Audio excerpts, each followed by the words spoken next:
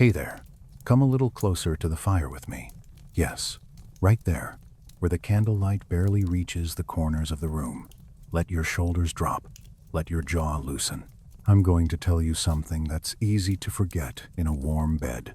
The past was not padded. The past had splinters, and it had teeth. So, forget the fairy tales you were handed as a child. Forget the clean little myths about brave pioneers and shining horizons. The truth is darker than that. The truth is colder. The truth is quiet. Tonight, there are 3 things I want you to keep in your mind, just for a moment. 3 small, unsettling details that are real enough to taste. First, the wind that never stops. The kind of wind that can peel warmth from bone. The way a knife peels fruit until the body doesn't even realize it's dying. Second, the fire that looks dead, buried under ash, like a grave yet still alive underneath, breathing slowly, waiting for a hand to dig it up in the morning. Third, the ground itself, frozen so deep that it becomes an enemy, sucking heat out of a sleeping body, night after night, until fatigue turns into sickness, and sickness turns into silence. If you find a strange kind of peace in this darkness, if you like stories that carry you gently through the worst of history without shouting, leave a like, maybe subscribe. It helps this candle keep burning for the next night. And now, let's soften our voices. Turn the lights down, if you can. Let the room you're in fade. Breathe in, slow. Breathe out, slower. Feel the weight of your blanket. Feel gravity doing its patient work. I'm going to take you to the Great Plains in winter, an open world with no walls. A horizontal world, as travelers called it. And honestly, I always feel a little strange when I imagine it, because my mind keeps looking for shelter. It keeps searching for a tree line, for a hill, for a corner to tuck into. But the prairie offers none of that. It's a wide, indifferent face turned up to the sky. Picture the land first, before we place a single human foot on it. It's late in the year. The grass that once stood tall is now brittle. The color drained out of it as if someone rinsed the world in gray water. When you step, it snaps under your boots. It makes a thin, papery sound, like old letters being torn open. Wind runs across it without resistance, and the wind is not a visitor. It lives here. The horizon is a clean line. Too clean. It can make you feel like you're inside a bowl. The sky inverted above you. The stars, oh, the stars are violent in their clarity. No town lights, no soft glow, just sharp points, endless. And the moon, sometimes turning the whole prairie silver blue, a beauty that feels a little alien, like a smile on something that doesn't understand you. And the cold, it isn't just a number. 0 degrees, 20 below. It doesn't matter the way you think it does, because the wind changes the rules. You can handle still cold. Still cold is a bargain. Wind is theft. I've read old letters where people describe that wind as if it were alive, searching, persistent, like a thing with fingers. I believe them. You would too, if you've ever felt a draft find the smallest gap in your coat. That little snake of air sliding along your skin, and now imagine it multiplied, constant, all night. There's a moment I always come back to, those last minutes before camp. Not the dramatic moments, the ordinary ones. The tiredness that sits behind the eyes, the heaviness of hands, the small ache in the ribs from breathing cold air all day. People think survival is made of big decisions. Mostly, it's made of routine. A wagon train has been moving since morning. Oxen slow, steady, breath steaming, wheels creaking with that patient, complaint-like sound. At dusk, the leader signals. The wagons begin to curve inward, one by one, forming a rough circle. 15 minutes of careful turning, shouting, reins tightening, the animals snorting as if they're annoyed by the whole idea of geometry. The circle is not just tradition. It's a wall made of wood and canvas. A thin wall, yes, but a wall. The wind hits the outer side, and on the inside, there is a little pocket. Not warmth, not comfort, just less violence. If you listen closely, you can almost hear the difference. Outside the circle, the wind moans like it's singing to itself. Inside, it becomes a lower sound, a muffled pressure, the kind of sound that lets you sleep if you're lucky. Now the chores begin, and they have a rhythm like prayer. Someone checks the canvas covers, fingers numb, rope stiff. A knot that was easy at noon is stubborn at twilight. A corner of canvas flaps. One flap is harmless, but 100 flaps is a tear. And a tear is a mouth that will eat your night. Children are sent to gather fuel. And yes, this is where the story turns dark, in a way that feels almost embarrassing to say aloud in a tidy room.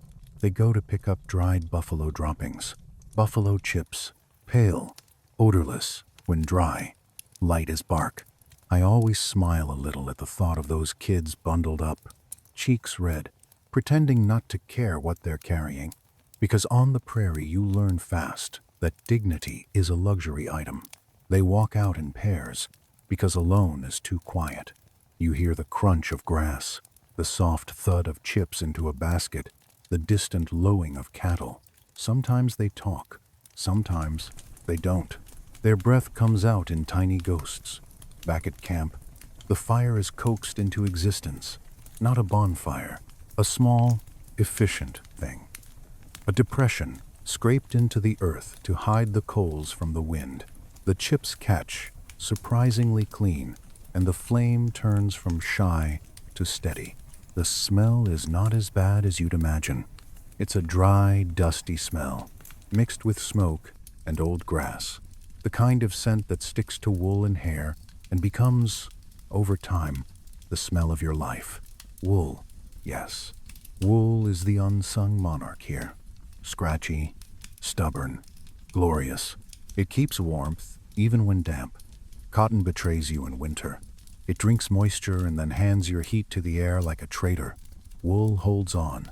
I respect wool the way you respect a tool that saves your skin. Blankets are shaken out. Frost falls off them like powdered glass. A ground sheet is laid heavy canvas, maybe rubberized if they were lucky or wealthy. The canvas is tugged flat, its edges pinned with rocks, pots, anything heavy enough to keep the wind from getting under it. Because if wind gets under it, it becomes a sail, and suddenly your bed is trying to leave you. They inspect the ground with their hands, feeling for stones. A pebble under your hip can keep you awake for hours. And in this cold, hours are expensive. Time is fuel. Time is calories. Time is health. Then comes the trick that feels almost magical. They heat the earth. The evening fire burns in one spot for a long while, not wasting fuel. Not really, because the goal isn't flame. It's heat stored in soil. After hours, someone scrapes the coals aside. Coals, ash, all of it pushed like a glowing carpet to a new place. And there, in the old spot, the earth is warm. Not hot enough to burn through canvas if you're careful. Warm enough to feel like mercy. You lay bedding on that patch, and it's like laying your body on a slow heartbeat. Sometimes they heat stones too, smooth river rocks, chosen carefully because porous rocks can explode when steam builds inside them. I think about that danger often, the way a simple mistake grabbing the wrong stone could turn the fire into shrapnel. But people learned. They always learn, when learning is the price of tomorrow. A hot stone is wrapped in cloth, usually wool, laid at the feet first, because cold feet make the whole body panic. You know that feeling, don't you? When your toes are cold and your chest suddenly feels vulnerable, like the cold is creeping upward. The stone is a quiet promise, not comfort, but enough. Then the fire is banked. This is the part that feels like a dark little ritual. The flames are allowed to die down until only coals remain, glowing like eyes. Then, ash is heaped on top. Not too much, not too little, just enough to choke the fire into a slow breath. instead of a hungry one. From above it looks dead, like someone buried it. And yet, underneath, the coals live, smoldering through the long hours. That hidden fire is a kind of faith, faith made practical. When everything is ready, bodies fold into the bedding. Adults on the outside, children in the middle. The biggest person takes the windward edge, becoming a human wall. It's not romantic, it's just care. The kind of care that doesn't use big words. The wind presses on the wagon circle. Canvas sighs. The prairie makes its wide silence, and in that silence, every sound becomes sharp. A twig snapping, ice cracking on a creek, a distant wolf calling like it's trying to remember something. And slowly, slowly, eyes close. If you were there, you would hear breathing begin to match. You would feel the weight of blankets settle. The warmth from that heated ground would rise like a gentle hand under your back, then fade, then rise again in your imagination. And in the dark, while everyone sleeps, the prairie keeps moving, its invisible fingers across the camp, searching for gaps. That's where our night begins.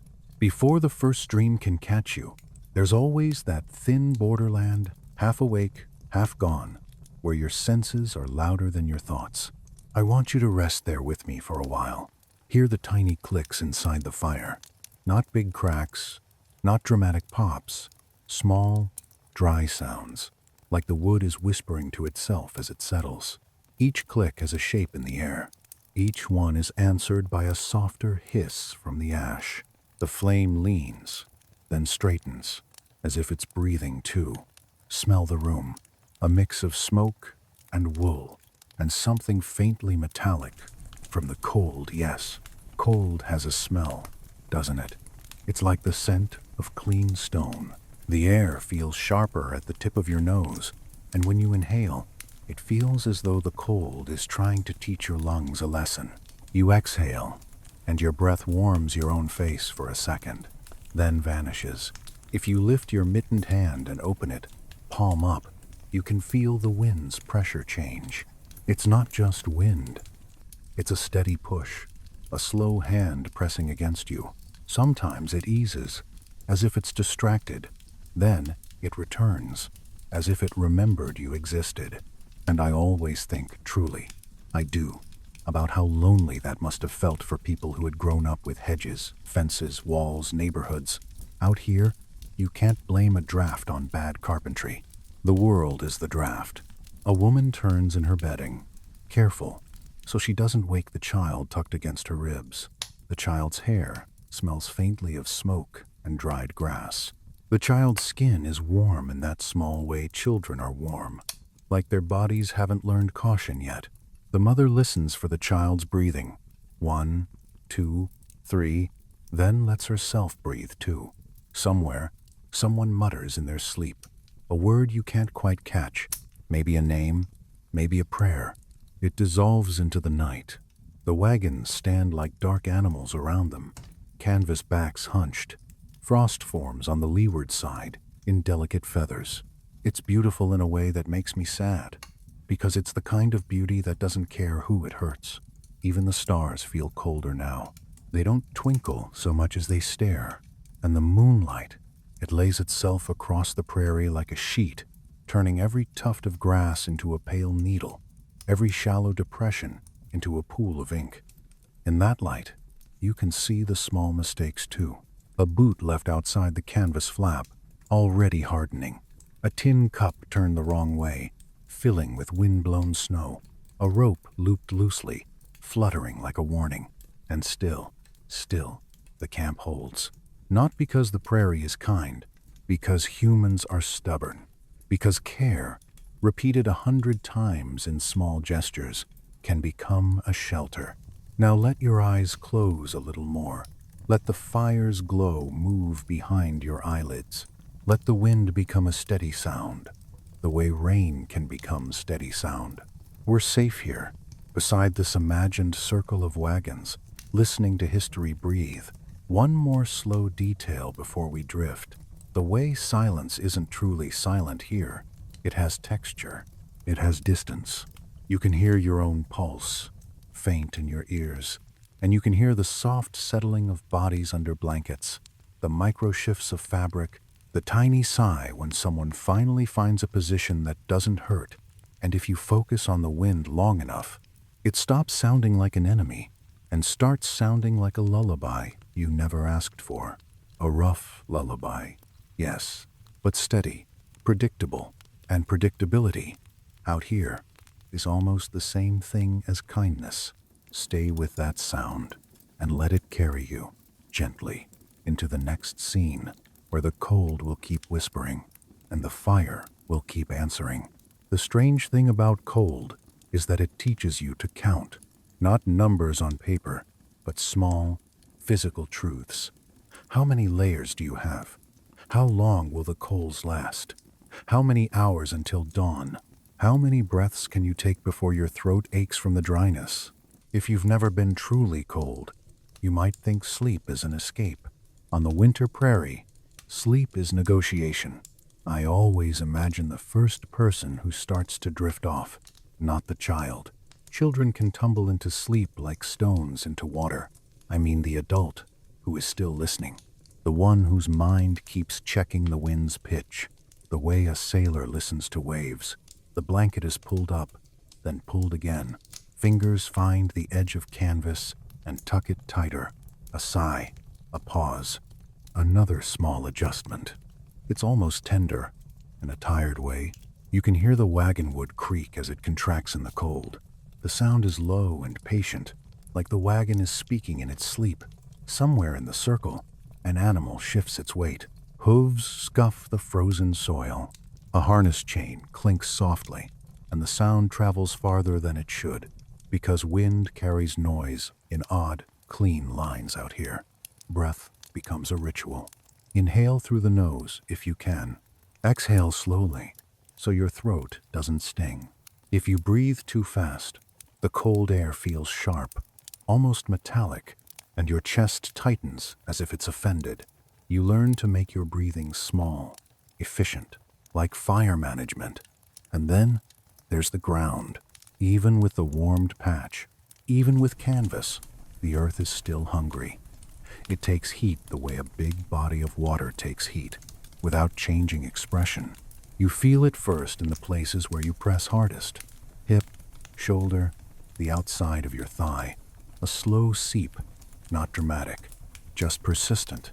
If you've ever lain awake with one shoulder aching because the mattress was too firm, yes, that feeling, but colder, and the ache goes deeper. It becomes bone quiet. The kind of ache that makes you want to turn over. But turning over is work. Turning over risks breaking the seal of blankets, letting wind slip in, letting warmth spill out. So, you wait. You bargain with yourself. Just 5 more breaths.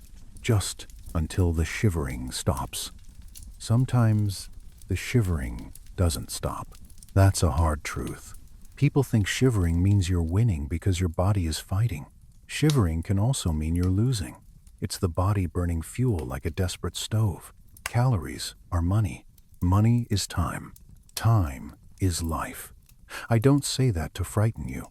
I say it because the pioneers knew it, and their knowledge was not theory. It was paid for. There are nights when the prairie changes its mind. A calm evening can turn cruel in minutes. They had a name for one of those changes. The blue norther, a wall of dark cloud on the northern horizon, bluish-black, rising from ground to sky like an ink stain. If you've ever watched a storm front approach and felt that small animal part of you tense, you know what I mean. When they saw that line, they moved fast, not panicked, usually. Panicked people drop things, forget things, tear the canvas the wrong way. They moved with a kind of practiced urgency, the way you move when you've burned your hand once and you do not intend to do it again. Canvas is pulled tight, stakes hammered into frozen ground. Hammer blows sound dull because the soil is stiff. Someone's mitten slips and a knuckle brushes bare metal, just a second of contact, enough to sting. A child is lifted into the wagon for shelter. face buried in a mother's skirt. Livestock are turned so their backs face north, instinct and instruction aligning. And then the wind arrives. It comes like a door opening onto a larger room, sudden, cold, full of momentum. It presses itself into every seam. It finds the smallest gap at a collar. It slides down a sleeve. It touches the skin at the wrist, and it feels like a thin blade. Inside the bedding, bodies tense in response. Even asleep, the body knows. A sleeper's shoulders rise. A knee pulls in tighter. The blanket is clutched without waking, fingers closing like the hand is trying to hold on to heat itself. This is where the tools matter. This is where the quiet technology of ordinary people becomes the difference between a night that is merely unpleasant and a night that becomes dangerous. Wool on wool. A buffalo robe, if you had one, heavy and oily and almost imperiously warm. Those robes, I can't help thinking of the cost. Not just money, though the money was real and rising as the bison vanished. The cost in life. The bison herds were slaughtered, and there is no gentle way to say that. It was not a romantic hunt. It was an industrial killing, tangled in greed and policy, and it left the plains quieter in a way that still feels haunted. The robe, warm around a sleeping family, was also a ghost of what had been taken from the land. I sit by this imaginary fire and I feel that contradiction like a stone in my pocket. Warmth made from loss, survival braided with extermination. History does that. It gives with one hand and hides the knife in the other.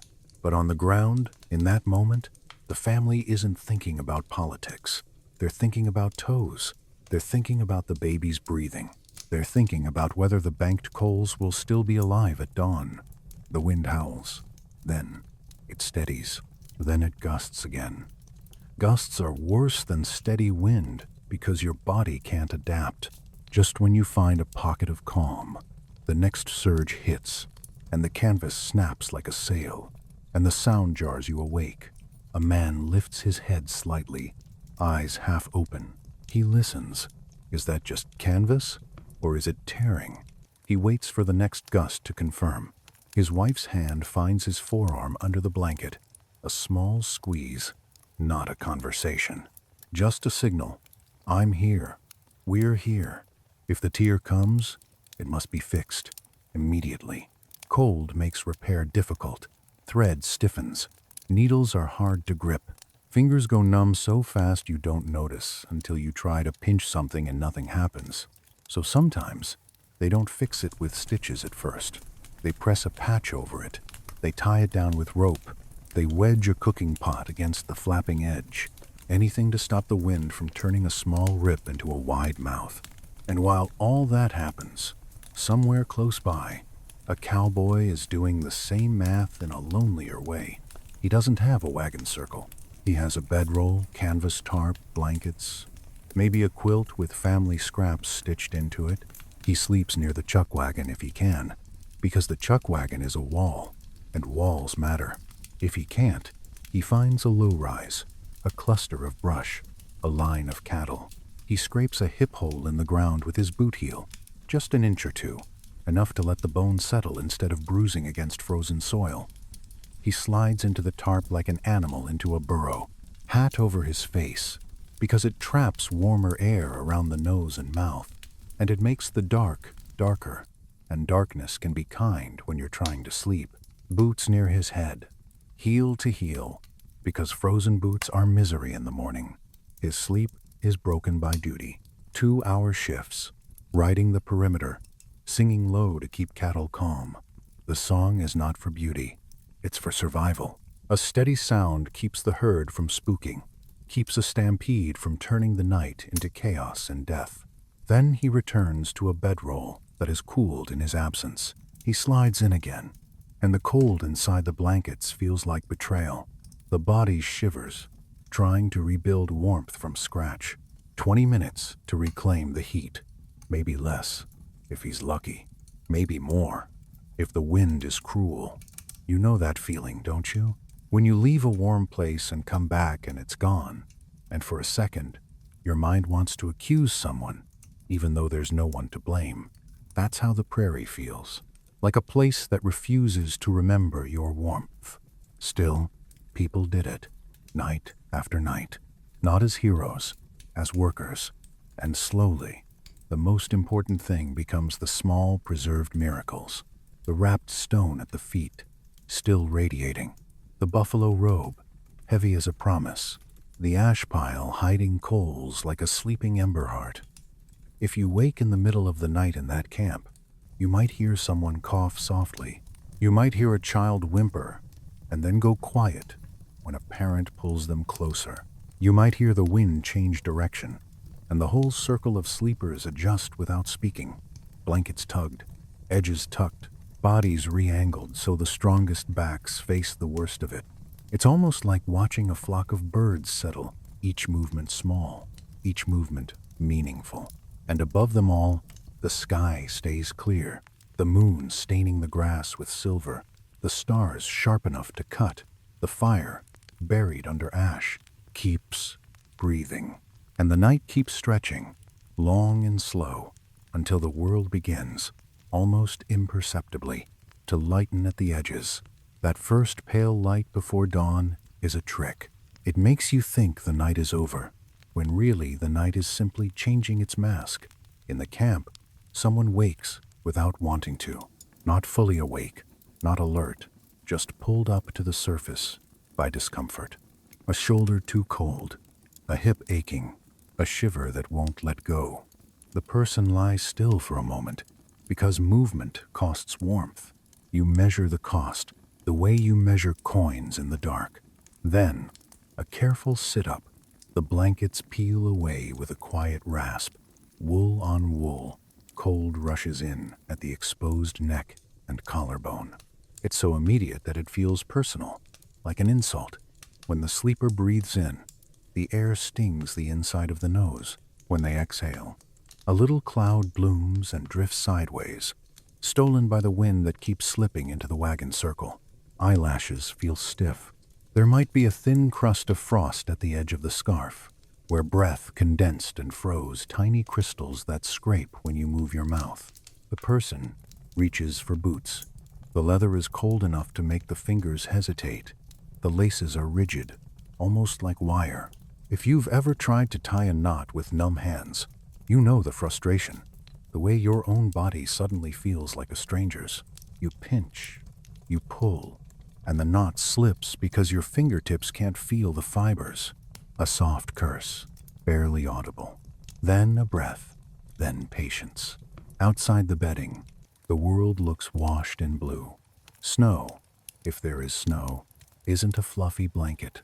It's a thin, wind-packed crust that squeaks underfoot. If there's no snow, the grass is stiff with rime, each blade rimmed in white. The sound of a step is different now, sharper, like walking on glass that doesn't break. The person moves toward the fire pit. The ash mound looks dead, innocent, but you've learned to distrust appearances. They kneel, close enough to feel a faint warmth on the face, and they use a stick to scrape a small hole in the ash. And there it is, a red eye, a small glow. Not much, just a hint. But it's enough to make your chest loosen with relief. I always feel that relief in my own body when I picture it, like my ribs remember what it means to be cold and then suddenly offered a way out. They blow gently, not too hard. Too hard and you scatter ash into your own face, and the dust makes you cough, and coughing steals warmth. A careful breath, directed like you're coaxing a shy animal. The ember brightens. Another breath. The glow spreads through the ash in faint veins, like blood under skin. Then fuel. Buffalo chips. Kindling. Whatever they have. The first flame is tiny, almost embarrassed, but it grows, and the light changes the camp. Faces appear. Hands. The curve of a wagon wheel. The steam of an animal's breath drifting up and away. A kettle is set near the flame, because hot liquid is a kind of medicine. It warms from the inside, and it gives you something to do with your hands, while your body remembers how to live. Someone else wakes and comes close, holding a cup, shoulders hunched. They don't speak much. You save words the way you save matches. The cattle lows softly. A horse stamps, cracking the thin crust of frost. And this is the dark truth that sits under all of it, the thing people don't like to say. The prairie does not care if you are brave. It does not care if you are good. It cares about physics. It cares about exposure. It cares about time. I admire the ordinary strategies more than the legends. The tucked blanket edge, the ash piled at just the right thickness, the decision to wake early and revive the coals before the body loses too much heat. That's where survival actually lived, inside small, unglamorous choices. As the flame steadies, the camp's sounds begin to return. A ladle scraping the kettle, a child's sleepy sniff, a wagon creak as someone climbs down. The wind is still there, of course. It always is. But now, it has competition. In that thin hour before sunrise, with smoke rising straight up for a moment, you can almost believe the world is gentle. Almost. The day on the prairie begins the way a hard truth begins, quietly, without ceremony. Fire has returned, and with it a little circle of light. The flame is small, controlled, almost disciplined. It doesn't leap. It doesn't roar. It simply works, turning frozen air into something you can stand beside without feeling punished. If you sit close enough, you can feel your fingertips thaw. Not all at once. First, the numbness breaks into pins and needles, tiny stings that make you flex your hands as if you're trying to remember what hands are for. Then sensation returns in patches. The back of the knuckle, the pad of the thumb, the crease where your glove rubs your skin raw. That moment is always strange to me, pain returning as a kind of blessing. Around the fire, bodies wake in a slow ripple. A father rises first, shoulders hunched, breath clouding. Then, a mother, still half dreaming, pulling a shawl tight. A child who sits up and blinks at the darkness, as if offended that morning exists at all. A baby that fusses for warmth, tiny noises like the squeak of a bird. And then, because the prairie is never only one thing, work begins again. The first task is always the same. Keep the warmth from dying. You feed the fire with what you have. On the treeless plains, what you have is often not wood. It is the prairie's own strange gift. Buffalo chips, dried and pale, scattered across the ground like discarded coins. I can't help it. I always picture that moment when a newcomer understands what they're holding.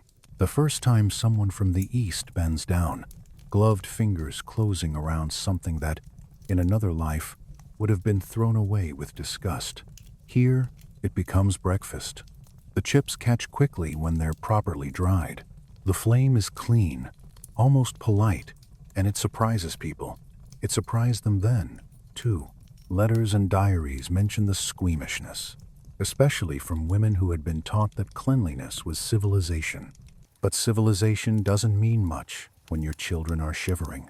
You learn to trade pride for heat. You learn that unsanitary is a word that feels different when you're starving for warmth. Still, there is something eerie about it. Burning the remains of a vanished herd to make coffee. It feels like a ritual the prairie invented. The bison moved in vast numbers across this land, and their bodies shaped it, fed it, and then later were removed from it. Even the fuel tells a story. If you watch closely, you can see the ash they leave behind. Fine and gray, it drifts in little spirals when the wind shifts. That ash will be used again tonight to bank the coals. So the chip becomes heat, becomes ash, becomes preservation, becomes tomorrow. A cycle, a small circle against a large emptiness. And emptiness is what you see when you lift your eyes. The prairie in winter is not just open. It is exposed in a way that makes you feel exposed inside your own mind. No trees to hold your gaze, no mountains to interrupt the horizon. Just that clean line where earth meets sky, like a knife edge. It can make a person feel small in the most intimate way. Small not as an insult, but as a fact. Sometimes, while the kettle warms, someone walks out a little distance from camp to relieve themselves. Even that is a careful journey. You choose a spot downwind. You keep your coat closed. You watch the sky. Your boots crunch. Your breath smokes. The wind presses at your back as if impatient. When you return, you bring the smell of cold air with you, and the fire seems sweeter. Breakfast is simple. It is rarely a feast. Maybe coarse meal boiled into porridge. Maybe salted meat sliced thin to make it last. Maybe coffee, if there is coffee. And if there is, it tastes like comfort and bitterness at the same time. The cup warms your palms. The steam dampens your face. You sip slowly, because hot liquid is not only nourishment, it is time. It stretches the morning. It gives your body a reason to stop shivering for a moment. Then the children are sent out again. Fuel does not gather itself. They take baskets, sacks, old buckets with wire handles. They walk out from the wagon circle, boots squeaking on frost. They move in pairs or small groups, because pairs keep each other awake. Because pairs make the world feel less wide. They learn to scan the ground the way an adult scans a ledger. Pale chips are best weathered, old, light. Dark chips are fresher, heavy with moisture, likely to smolder and smoke. After rain, everything is harder. The prairie's gifts become damp and stubborn. There is a strange freedom in that task. A child's freedom, sharp-edged. They're away from adult eyes for a while. They can talk softly. They can complain without being heard. They can laugh a quick, bright sound that feels almost rude in the cold. They can stare at the sky and feel the weight of distance without knowing the word for it. I imagine them pausing sometimes, holding a chip up like a coin, judging it, turning it in mittened hands. It crumbles if it's old enough. It's fibrous inside, the ghost of grass. You can see that the prairie is eating itself and burning itself and somehow surviving anyway. And while children gather, adults do their own kind of gathering. They look for shelter, even when they cannot find it. They choose the next day's route with wind in mind. They watch the northern horizon for that dark line, the storm front that arrives like a sentence. They check animals, because animals are wealth, and wealth is movement, and movement is life. A man walks the inside of the wagon circle, tugging at ropes, testing knots. The canvas cover snaps in a gust. He presses his palm against it and feels the cold seep through. He thinks, without saying it, that canvas is not a wall. It is an argument. And the wind is a stubborn opponent. A woman shakes out a wool blanket and watches frost fall from it in a glittering sheet. She folds it carefully, not because she loves folding, but because an orderly blanket stays drier, stays cleaner, lasts longer. In a world where replacing a blanket could mean weeks of wages, you treat wool like something sacred. The blanket smells of smoke and bodies and old grass. It is familiar. Familiar things matter out here. There's a darker practicality too. Injury and sickness. Cold makes every small problem larger. A blister becomes a limp. A limp becomes slower travel. Slower travel means deeper winter.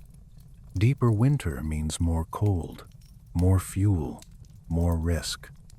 People understood this chain, even if they didn't speak it aloud. They watched one another's faces for that dullness that meant someone wasn't sleeping. They watched children for unusual quiet. Quiet can be a warning. And sometimes, this is where the dark history shows its teeth.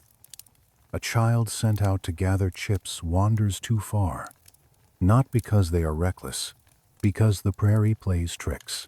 Distances lie. A stand of cottonwoods near a creek bed looks close, like you could reach it by lunchtime. But the flatness steals your sense of scale. You walk, and the trees stay the same size, as if they're mocking you. If clouds slide over the sun, the world shifts. If wind changes direction, sound changes. The camp's noises fade. The child looks back, and the wagons are smaller than expected. A tiny circle on a wide page. They feel a thin thread of fear, quiet but sharp. They turn and walk back faster. Chip's forgotten for a moment. Their heart thumps under layers of cloth.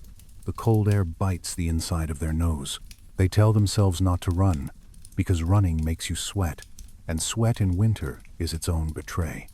They return, cheeks flushed, and no one scolds them. Not really. A mother pulls them close, fingers pressing a warm spot into the child's coat. A father's hand rests on the child's shoulder for a second longer than necessary. That touch says what words can't.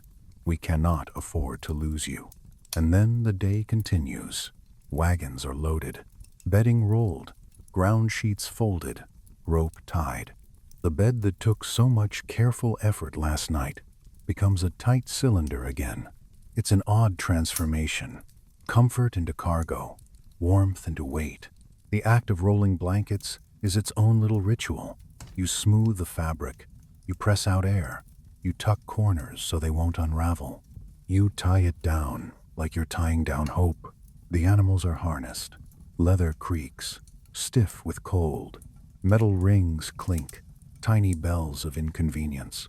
Oxen lean into yokes, breath steaming, eyes half-lidded as if resigned.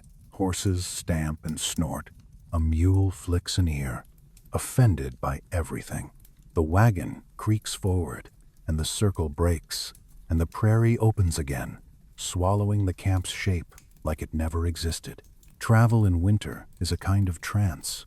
The wheels turn at a steady rhythm. The horizon barely changes. Clouds move slowly. The wind is always present, sometimes at your back, sometimes in your face, sometimes pushing at the wagon like it wants to test you. The sound of the wagon becomes a lullaby of labor. Creak, crunch, creak, crunch.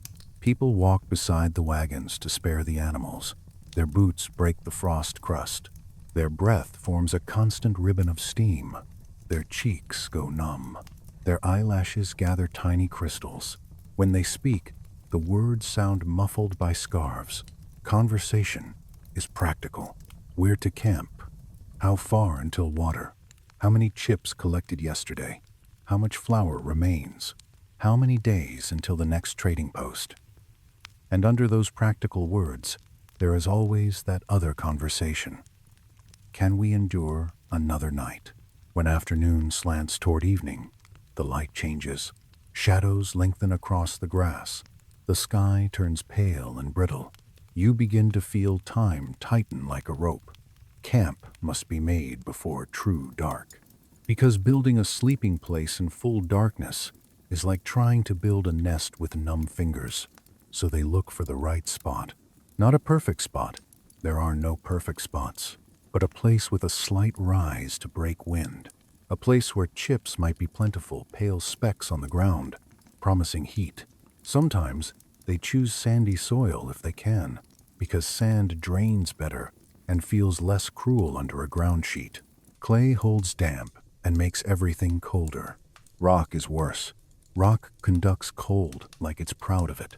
The wagons circle again, the same choreography, the same scraping of wheels, the same tightening of ropes, the same small, tired cooperation between families who may not even like each other very much, but who understand that survival is a communal contract. And here is where the prairie's economy shows itself.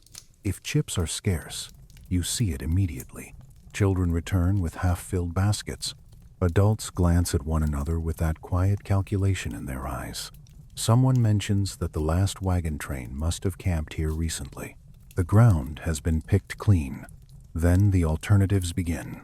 Twisted haycats, bundles of dry grass wound tight until they can burn slowly. The twisting is hard on hands. Dry hay abrades skin. Wrists ache. It's monotonous work, the kind that makes the mind wander into dark places. But it must be done, because without fuel, there is no supper, no hot drink, no banked coals, no warm stone, no ease. I've always found it haunting, that image of a family sitting in the fading light, twisting hay into tight bundles, hands moving in repetition, shoulders hunched, breath smoking. It looks almost peaceful from a distance. Up close, it's desperation made tidy. When the evening meal is cooked, the flame is allowed to die down into coals. The ground warming begins again. Stones are heated, wrapped, placed. The fire is banked. The blankets are laid. The bodies settle into their arrangement, adults as walls, children as the heart of the nest. And while you lie there, listening to wind, you can't help but notice something that feels like the deepest truth of this place. Everything you do is to prepare for the hours when you can do nothing. Sleep, on the prairie, is not a surrender. It is a carefully engineered pause. If you let your mind drift in that pause, you might hear the prairie's own sound grass rattling like dry reeds, wind moaning through wagon spokes, the faint crack of ice forming somewhere in the dark. You might smell smoke embedded in wool. You might feel the weight of a buffalo robe, heavy and comforting. And you might think of the animal it once belonged to, and the story that made that robe possible. History is always there, pressed against the skin like cold. And still, you breathe. You tuck the blanket edge. You trust the ash to keep the ember alive. You let the night happen, one slow hour at a time. Night deepens again, and with it the prairie becomes not louder, but stranger. There are places in the world where darkness feels like a blanket. The prairie's darkness feels like distance. It's as if the blackness has room inside it, room for wind, room for silence, room for whatever a person is trying not to think about. If you lie under canvas, you hear everything. The fabric snaps, then relaxes. The wagon wood creaks in the cold. A horse exhales, and the sound is a soft rush, like waves on a very small shore. Somewhere, a chain tinks once, then goes still, and above it all, the wind keeps speaking in its one endless language. This is the hour when you begin to understand why certain objects became sacred on the frontier. Not sacred in church language, sacred in the way a good knife is sacred, in the way a canteen is sacred, in the way anything that stands between your body and death becomes, quietly, a thing you respect. For many families, that thing was wool. I've held old wool in my hands before, museum wool, heirloom blankets, thick as promises. Even now, in a heated room, it carries a smell of smoke and lanolin, a smell that feels honest. Wool is not soft in the pretty way. It's scratchy. It's stubborn. It's the kind of material that doesn't flatter you. It simply functions. And function, out here, is love. Wool keeps its warmth when damp. That matters more than people realize, because dampness is always present on the prairie at night. Your breath condenses on the edge of a blanket. Your body sweats in small, hidden ways. Frost settles. Ground moisture creeps upward. You cannot keep everything dry, so you choose a material that doesn't punish you for being human. Cotton, when wet, turns treacherous. It collapses.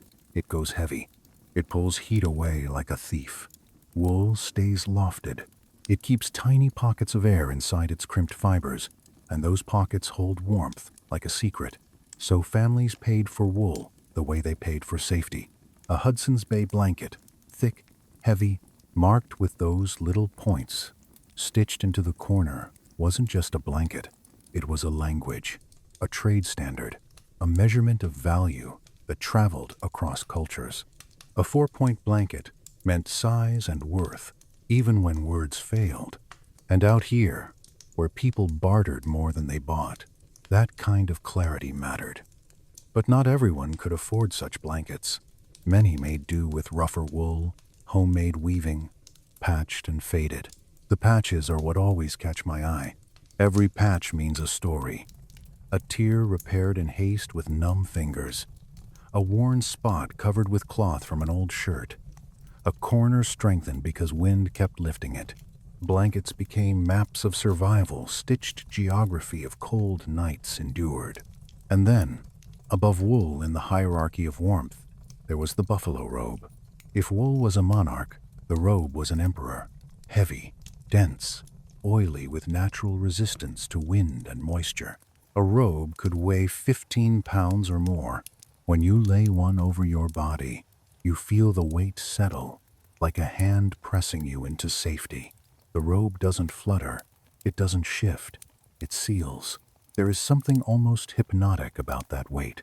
I can imagine a child sinking under it and feeling, for the first time in days, the absence of wind on their skin. That absence is its own sound, a quiet that feels thick, but the robe carries darkness. It's impossible not to say it. The warmth came from killing, from hunting, from trade networks built on hides, from the massive, deliberate destruction of bison herds that followed. Robes moved through forts and trading posts by the thousands, and as the bison disappeared, the robes became scarcer, more expensive, more treasured. I always feel a knot in my chest when I picture that timeline. In early years, a family might acquire a robe with a few days' wages. Later, the same robe could cost a month or more. Not because it changed, because the animal that made it possible was being erased. There's a scene I keep returning to in my mind made from real history, but it plays in my head like a dream. A trading post at the edge of winter. Rough timbers, smoke leaking from seams, lantern lights spilling onto packed snow, so every footprint looks like a bruise. When you step inside, warmth hits your face at once. Your lashes thaw. Your scarf goes damp. The smell is layered. Wood smoke, coffee, wet wool, leather, tallow, and that thick animal scent of hides stacked in a corner, fur pressed tight, oils trapped. This is where the robe becomes a temptation. A man, Thomas, let's call him, that stands with his hat in both hands, fingers cracked and darkened with trail dirt. Outside, his wife and children wait in wind. Inside, he points at a buffalo robe hanging over a beam. It hangs with the weight of something that once breathed. Lantern light catches the guard hairs and makes them shine. The trader watches him with an expression that is almost kind. Almost. Thomas empties what he has. A few coins, some tobacco, a pocket knife worn smooth. Not enough. He hesitates, then unwraps a thin gold wedding ring. When it glints, I always feel that dull pull in my chest, because the gesture is so plain. Love being converted into warmth. The trader weighs it, makes a dissatisfied sound performance. Pressure then finally nods, as if granting mercy. The robe is handed over. Thomas nearly staggers under it. The fur brushes his cheek, softer than he expected, smelling of smoke and old grass. He carries it outside into the knife wind and lays it over the bedding like a blessing. His wife touches the fur with reverence. The children press their palms into it and laugh once small, startled because it feels alive. And then Thomas walks past the other pile the trading post won't talk about. Bones, skulls stacked pale in the snow, horns interlocked, jaw lines open, as if still searching for air. In the years when hide hunting turned relentless, bone piles grew near railheads and towns, and later the skulls were gathered for fertilizer, hauled away like any other commodity. I can't blame Thomas for needing the robe. I can't call him a villain, but I can't pretend the warmth is innocent either. That's the unsettling truth of this place. Ordinary people survive inside a catastrophe, and the wind keeps blowing over the bones until they look like part of the landscape. It's one of history's cruel jokes. People borrowed the bison's adaptation to survive the plains winter. The bison had evolved thick coats for millennia. Humans took that coat and wrapped themselves in it, and then the bison were gone, and the borrowed adaptation vanished, and people had to find weaker substitutes. If you're listening to me now, safe in your bed, I want you to feel that for a moment, not as guilt, not as a lecture, but as a low, steady understanding. Warmth is not always innocent. Survival often isn't. Still, on the ground, in the dark, a robe is a miracle. Families used robes in different ways. Some laid them fur side down on the ground to create an insulated floor. The fur cushioned hips and shoulders, and the leather side faced up, smooth beneath blankets. Others used the robe on top, fur inward, leather outward, creating a cocoon that shed frost and blocked wind. The luckiest had two, one below, one above, sandwiching their wool blankets in between. That arrangement was the closest thing the prairie offered to luxury. Not softness, not ease, just profound warmth. And in a winter that could drop below zero with wind that made the cold feel even sharper, profound warmth was everything. The robe also had to be cared for, aired out so it wouldn't sour, protected from rodents, kept as dry as possible. And that care, too, became a ritual. You shake it, you brush frost off the fur, you fold it in a way that keeps it from cracking when cold stiffens the leather. You learn the robe's personality, the spots where fur is thinner, the places where the leather creases. A robe becomes familiar, like a companion. And that is another strange truth. Out here, objects become companions because people are too tired to be sentimental, but they still need familiarity. If you are a cowboy, alone with your bedroll, a buffalo robe can be the difference between endure and sleep. You roll it around yourself like a sleeping bag, leather outward against wind, fur inward against skin. You feel the weight, pin the edges down so gaps can't open. You listen to cattle breathing nearby, and you try to sink into rest before your shift wakes you again. And if you are a homesteader, if you have stopped moving and begun digging into the earth, your relationship with warmth changes, but not completely. A dugout is warmer than the open prairie because the earth holds a steadier temperature, 40, 50 degrees, perhaps warmer than outside air, but still cold against the bones when you're trying to sleep. The walls keep out wind, yes, but walls don't create heat, so you still bank coals, you still wrap stones, you still layer wool, you still fight ground cold because the floor is earth, and earth is always hungry. I can almost see that dugout now. Low ceiling, the smell of damp soil, smoke staining the roof where the stovepipe exits, a single candle, its flame trembling every time the door shifts. A straw tick laid on the floor if the family has reached that stage. Straw rustling when you move, noisy like dry leaves. The tick lifts you off the ground just enough to feel the difference, and that difference feels like a miracle earned. But in the traveling days, before ticks and floors and bed frames, you have only what you can carry. So the robe and the blanket become inheritance. They appear in wills. They are passed from parent to child, like a quiet blessing. Here, take this, so you can sleep. And yet, that inheritance is haunted by the larger story. As bison herds collapsed, some families tried substitutes. Cattle hides stitched together heavy, but lacking the dense fur. Sheepskins layered effective, but requiring many. Bear hides warm, yes, but rare and heavier still. Canvas stuffed with straw or wool. Crude, imperfect solutions that show how desperate humans are to make shelter out of anything. It's easy to romanticize this as ingenuity, and yes, there was ingenuity, but there was also loss. Loss of a species. Loss of a way of life for native peoples whose economies and cultures were intertwined with the bison. Loss that sits under the prairie like an old bruise. If you let the night be quiet enough, you can almost feel that bruise. Not in a supernatural way, in a historical way, in a things happened here and the grass grew back over them way.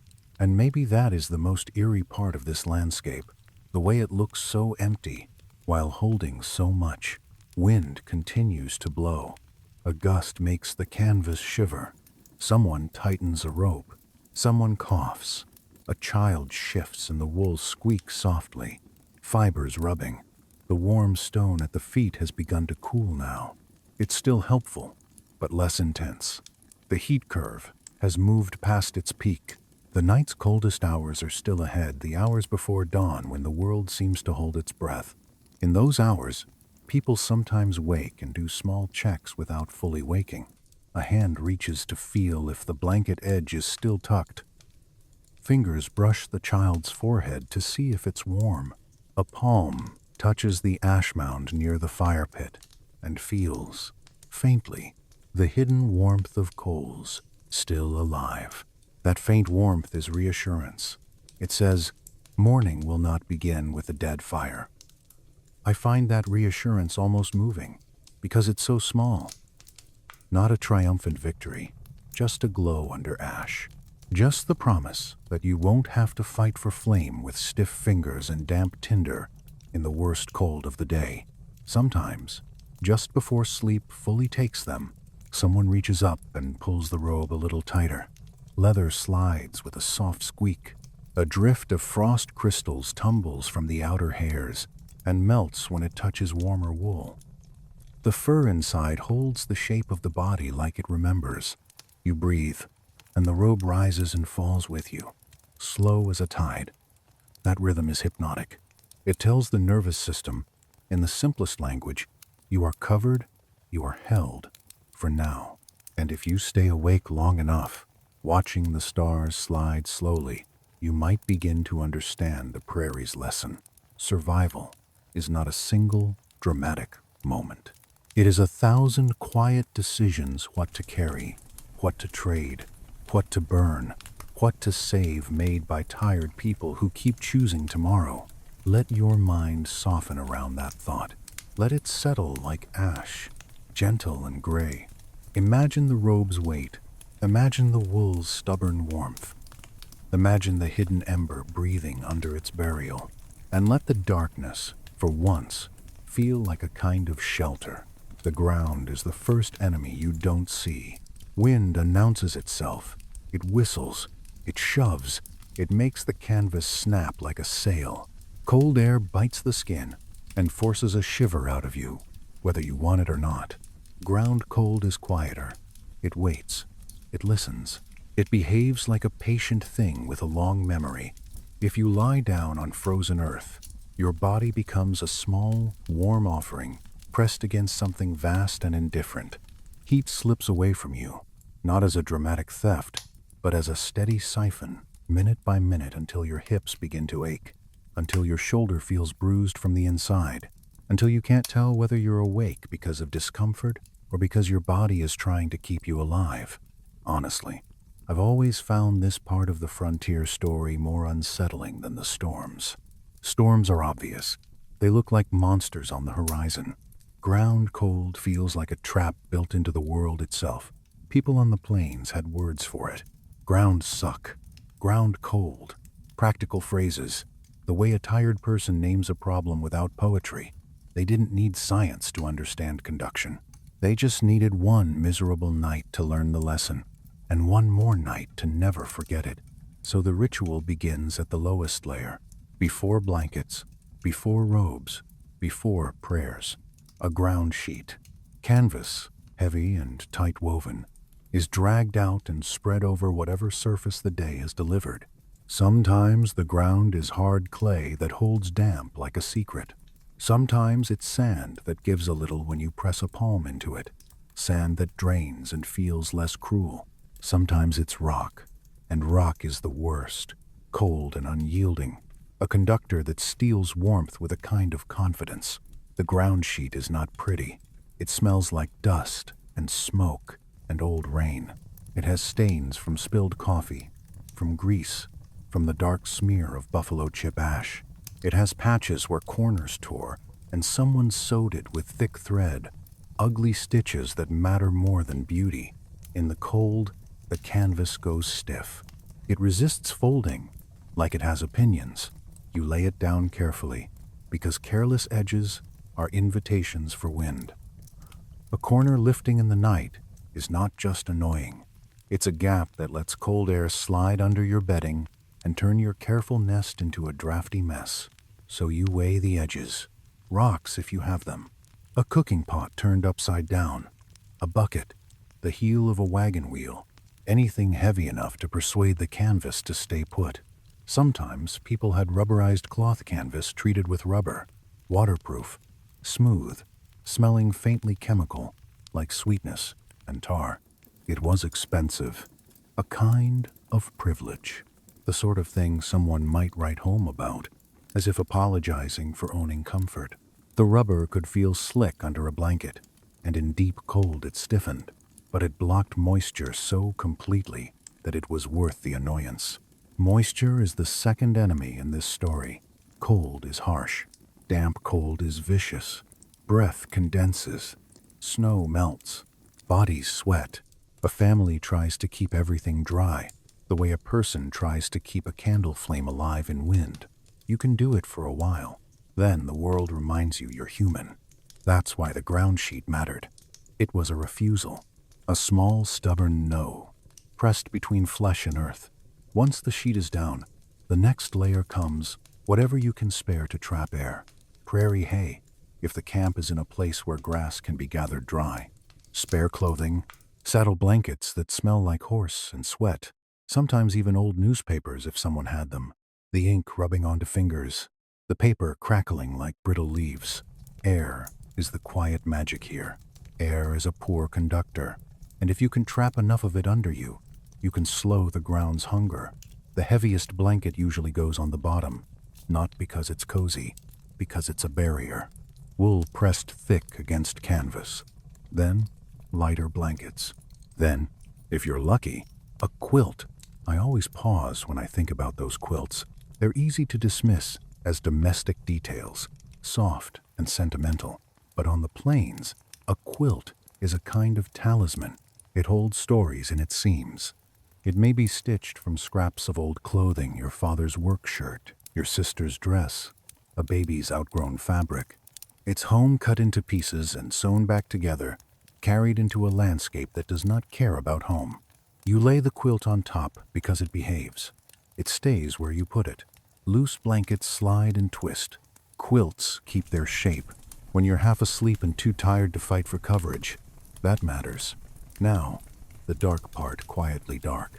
Some nights, even with all these layers, people still woke aching. They still woke stiff. They still woke with that deep soreness in hips and shoulders that feels like the bones themselves were chilled. That ache was more than discomfort. It was fatigue made physical. It meant your body spent the night working, tensing muscles, driving blood to skin, burning calories to stop the cold from creeping inward. Over weeks, those nights added up. Sleep grew shallow. Illness found openings. A cough that might have passed in warmer circumstances became a lingering rattle. A child's fever became a fear. Adults moved slower. Eyes looked duller. A person can endure a lot, but endurance has a cost. And sometimes, the prairie collected that cost. People did die out there. Not in heroic last stands, not in romantic scenes. Exposure is not theatrical. It's ordinary. A person grows quiet. They stop complaining. They stop shivering. Someone might think, for a moment, that they're finally sleeping well. That thought how it could be mistaken makes my stomach turn. So families became watchful. Parents learned to listen for the wrong kind of silence. They learned to touch a child's cheek in the night, to check warmth without waking them. They learned to press their own body against smaller bodies, to share heat the way you share a blanket. If you picture it slowly, it looks almost peaceful. A family nestled together, breath rising and falling, wool and fur layered like geology. But underneath the peace is vigilance, love as surveillance, care as constant attention. Then there's the trick some pioneers used, the one that feels like a ritual from an older world, firebed sleeping. It begins long before anyone thinks about lying down. The evening fire is kept burning for hours, not because they're wasteful, but because they're preparing the ground itself. A fire in one spot warms soil slowly, saturating it with heat. The surface becomes hot enough to sting. The warmth creeps down a few inches. Not deep, never deep enough to defeat winter, but deep enough to matter. When the meal is done and the fire has burned down to a bed of coals, someone takes a shovel if they have one, or a flat board, or even a tough piece of hide, and scrapes the entire fire aside. Coals, ash, embers, all of it moved carefully away, like you're relocating a living creature. A warm patch remains. You let it breathe for a minute. You watch for little tongues of heat still hiding. You brush away the worst ash. You do it quickly because the earth is already cooling, already trying to give the heat back to the night. Then you lay the ground sheet over that warmed spot and build your bedding on top.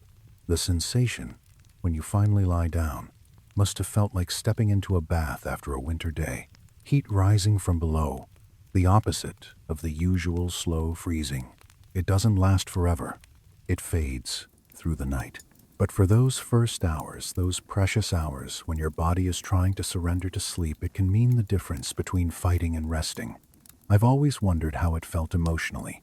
That warmth from the ground, usually the enemy, becomes briefly helpful. It's almost like making peace with something that wants to hurt you. Then there are heated stones, another ancient trick. A smooth rock, river-worn if you can find one, is placed into the coals early. It absorbs heat, slowly, quietly.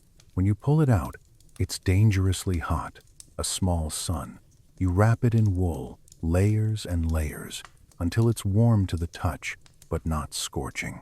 Then you slide it to the foot of the bedding where cold always collects first. Feet are traitors in winter. Cold feet make the whole body feel cold.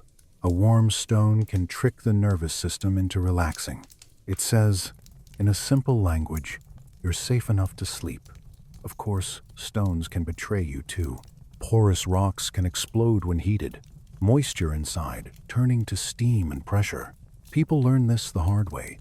A loud crack, fragments thrown, a gasp, then silence. After that, everyone becomes cautious. They choose stones like they choose friends. Dense, trustworthy, tested. The last fire trick is the quietest. Banking. Ash is piled over coals like a blanket. Too much ash smothers them. Too little lets them burn away. The balance is learned through practice, passed from adult to child. A properly banked fire looks dead, a mound of gray. But beneath it, the coals breathe slowly all night, alive in secret. Knowing that secret is there, it's comforting in a way that feels almost spiritual. It means morning will not begin with desperation. It means you won't have to strike sparks with numb hands while your children whimper under blankets. It means warmth is waiting, hidden, patient. And then, because this is the prairie, there is always the possibility of the blue norther. It arrives as a line on the horizon, deep, almost bruised blue stretching from ground to sky. People spot it, and their bodies react before their minds finish thinking. Movement becomes quick. Canvas is tightened. Bedding is arranged earlier. Animals are turned into shelter, because the blue norther brings cold like a blade, dropping the temperature in minutes, stealing the comfortable lie that today might stay mild. In that sudden freeze, ground cold becomes sharper too. The earth that had warmed slightly in afternoon loses its surface heat fast. The wind strips away what little insulation calm air might offer. A camp that felt manageable can become dangerous. So people gather closer. They fold blankets double. They put the smallest in the middle. They keep boots near hands. They keep a weapon tucked discreetly. More habit than necessity some nights. Real necessity on others. They lie there and listen as the wind changes pitch, and they try to sleep. If you're listening now, safe, I want you to imagine the texture of that bedding. The scratch of wool against cloth. The faint smell of smoke. The cold air pressing at the canvas edges. The warm stone fading slowly at your feet. The hidden coals under ash, breathing. It's a fragile arrangement. A careful architecture of survival, built from ordinary objects and repeated acts. And when sleep finally comes, it comes like a truce. Sometimes the ground is covered in snow, and snow is complicated. Fresh powder can be a strange ally, full of trapped air, soft as flour. A thick layer insulates you from the frozen earth beneath, until body heat melts the surface and turns it to a slick, hard ice that steals warmth faster than bare soil. Some people cleared snow away for predictable misery. Others gambled on the insulating drift, laying canvas on top and praying they wouldn't wake on a sheet of ice. Even choosing the spot is a negotiation. A dip blocks wind. Then you remember cold air pools. A rise feels safer. Then the wind finds it first. So you walk in the half-light, tasting the cold in your teeth, searching for the least bad answer, and you clear the ground, inch by inch. A pebble the size of a coin becomes a tormentor at midnight.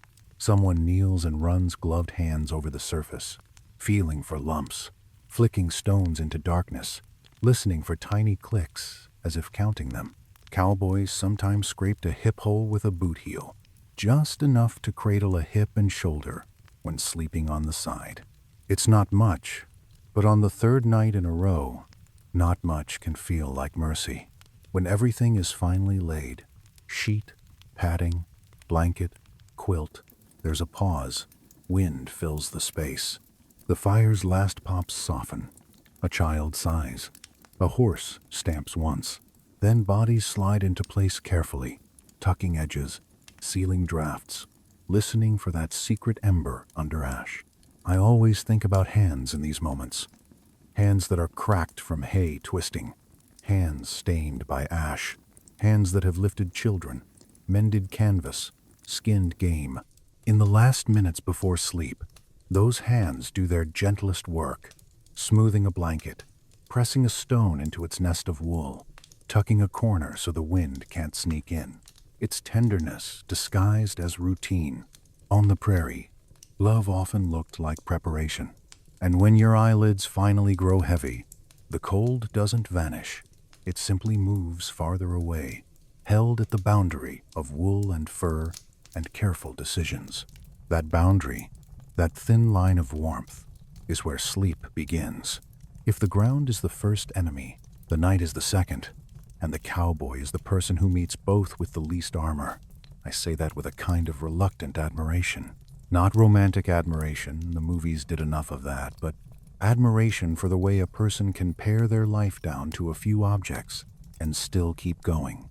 A tarp, a stack of blankets, a hat, boots, placed just so.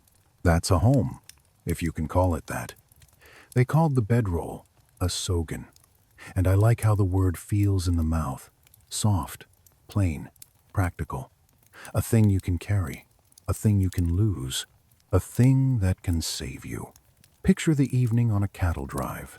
The sky is a vast, cold bowl. Stars come out sharp and bright, as if the air is made of glass. The herd settles in a loose mass, dark backs rising and falling with slow breaths. Every so often, a cow coughs, a hoof scrapes, a low, sleepy moo drifts out and fades into the wind. The chuck wagon sits like a small island of structure in the openness. Lantern light trembles. Smoke crawls sideways because the wind refuses to let it rise. The cook's fire is smaller than you'd expect. On the plains, fuel is a worry that never sleeps. A cowboy chooses his sleeping spot the way an animal chooses it, by instinct sharpened into knowledge. He wants the leeward side of the wagon, if he can get it, because the wagon's bulk breaks the wind into something less aggressive. If not, he looks for a shallow rise, a clump of brush, even a line of resting cattle that might act as a living windbreak. He avoids low places that trap cold air. He avoids ground that looks damp. He watches the grass, how it lies, where it bends, where snow has drifted. The land tells you what wind has been doing, if you're willing to listen.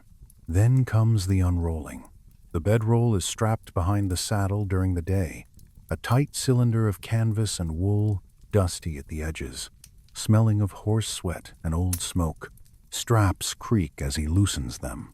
Fingers are stiff. Leather has the cold, stubborn feel of something that wants to stay hard. He works anyway, because ritual is stronger than discomfort. He spreads the tarp flat. It's big enough, 7 or 8 feet long, 5 or 6 wide, wide enough to fold over a body and seal. Some tarps are oil-treated, darkened by linseed, slightly stiff, smelling sharp and earthy, like an old barn. Oilskin sheds snow and drizzle better than plain canvas. It also carries its own ghostly scent, a reminder that someone once rubbed oil into fabric by hand, patiently, the way you care for something you'll depend on. Blankets come next. Wool first. Always wool, if you have it. The heaviest on the bottom to fight the ground's hunger. Then more layers, arranged with the logic of someone who has learned what it feels like to wake freezing. A veteran might have 4 or 5 decent blankets and a quilt. A green hand might have 2 thin ones and optimism is not a good insulator. I always feel a quiet sadness for those young men, the ones who thought toughness could replace equipment. The Prairie teaches quickly, sometimes too quickly. The quilt, if there is one, goes on top, closest to the body. It stays put. It doesn't slide away in the night. It might be handmade, stitched from scraps, carrying colors faded by sun and stories folded into every square. When I think of a cowboy pulling that quilt up under his chin, I can't help imagining his mind drifting, for a moment, to the hands that made it. A mother, a sister, someone who loved him enough to turn cloth into warmth. Now the small details that matter more than they should. Boots come off, but they don't go far. He sets them just outside the tarp near his head, heel to heel, toes pointing outward, close enough to reach without leaving the cocoon, far enough that he won't kick them by accident. There's a reason for the position. Boots left in the open can freeze solid. Leather becomes stiff as wood. Laces turn into wire. Putting frozen boots on cold feet is a misery that can make a grown man swear under his breath until the words become steam. Some men tucked boots partially under the edge of the tarp, not to warm them, but to keep them from being coated in frost. Some slept with boots inside if the cold was murderous, though that meant sharing the cocoon with the smell of leather and trail dust. None of it is pleasant. It's just choices between bad and worse. He keeps most clothing on. Shirt, vest buttoned, pants, maybe even chaps if the wind is sharp. Removing clothes means losing the warmth those layers collected during the day. It also means vulnerability. On the range, you sleep with one ear open. If the herd stirs, if a coyote yips too close, if the wind changes pitch into something dangerous, you need to move fast. Clothing is readiness. Then the hat. This always strikes people as odd, until you try it. A hat pulled over the face blocks moonlight, yes. It also creates a tiny pocket of warmer air around mouth and nose. Breathing cold air all night can feel like inhaling knives. The hat softens that. It makes each breath a little less harsh, a little more human. Now he slides into the bedroll with deliberate economy. No thrashing. Thrashing creates gaps. Gaps are where cold enters. He pulls the tarp's upper half over himself like a lid, then tucks edges under his body weight. The seal is the whole point. The cocoon holds heat the way a closed hand holds a candle flame. If he has a buffalo robe, it changes everything. The robe is heavy, almost oppressive. Fur thick and oily, leather tough. It doesn't flutter. It doesn't shift. It presses down and makes the world smaller. Warmth collects inside like breath in a cave. But buffalo robes grew scarcer as herds vanished, and that absence is one of the darkest shadows of the frontier. Warmth became harder to buy because the animal that had evolved for this winter world was being erased from it. You can feel that loss in the stories. You can hear it between the lines. The robe becomes something men guard, inherit, list in wills, argue over. Not because it's luxurious, because it keeps you alive. Night work fractures sleep. On a drive, guards ride in shifts 2 hours, sometimes less, circling the herd in darkness. The goal is calm, Cattle are nervous animals. A sudden sound, a flash of lightning, the snap of a branch, and thousands of pounds of fear can turn into motion. A stampede that crushes men and horses and anything unlucky enough to be in the way. So the guard rides slowly, singing or humming a low monotone, not for entertainment, for rhythm. The cattle recognize steady sound as normal. A song becomes a lullaby for animals and a tether for the cowboy's own mind, keeping him from drifting into sleep in the saddle, which can be fatal. If you've never tried to stay awake when you're exhausted, you might not understand how strange the mind gets. It begins to invent little dreams while you're still upright. Stars blur. The horse's breathing becomes hypnotic. The cold tries to make you drowsy by sapping your energy. The cowboy fights back by counting things, by reciting verses, by talking softly to his horse, by listening for the subtle change in the herd's sound. Restless shifting, an anxious hush, a sudden rise in noise that means trouble. Then he returns to the bedroll. This is the cruelest part. The cocoon has cooled in his absence. The warmth he built with his body heat has leaked away. He slides back inside and starts the warming process over. Shivering becomes a tool. Teeth chatter like small bones. It can take 20 minutes to feel human again, and by then his next wake-up is already waiting. Sleep becomes fragments, not rest, exactly. More like brief truces with consciousness. And sometimes the night turns worse. A blue norther can arrive while guards are riding. The temperature dropping so fast it feels like the air itself changes texture.